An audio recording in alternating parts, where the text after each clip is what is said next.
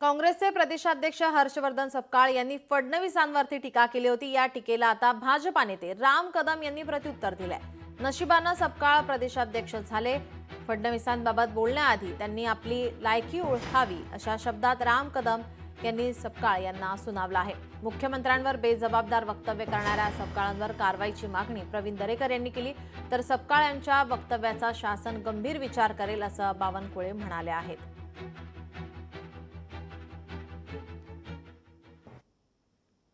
अशा प्रकारचं बेजबाबदार जो राज्याच्या काँग्रेस सारख्या एका परंपरा असणाऱ्या मोठ्या पक्षाचा अध्यक्ष इतका जर बेजबाबदार बोलत असेल तर या ठिकाणी त्या वक्तव्याचा मी निषेध करतो, धिक्कार करतो आणि आपण अध्यक्ष महोदय या प्रकरणी गंभीर दखल घेऊन ताबडतोब त्या ठिकाणी महाराष्ट्र राज्याचा अवमान, या विधिमंडळाच्या सभागृहाचा अवमान केलेला आहे आणि त्याच्याप्रमाणे कठोर अशा प्रकारची कारवाई किंवा समज या ठिकाणी प्रदेशाध्यक्षांना देण्याची आवश्यकता आहे।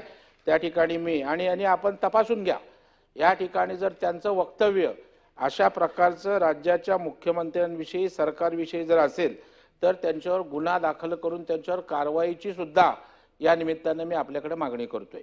काँग्रेसचे प्रांत अध्यक्ष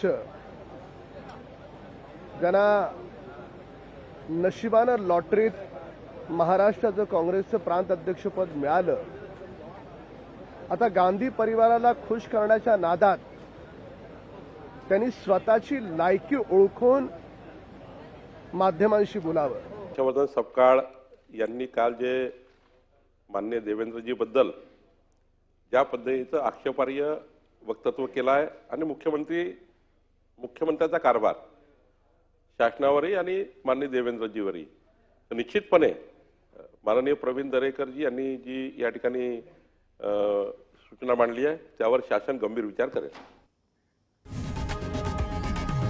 लोकशाही मराठी ऐका, पहा, जागरूक रहा।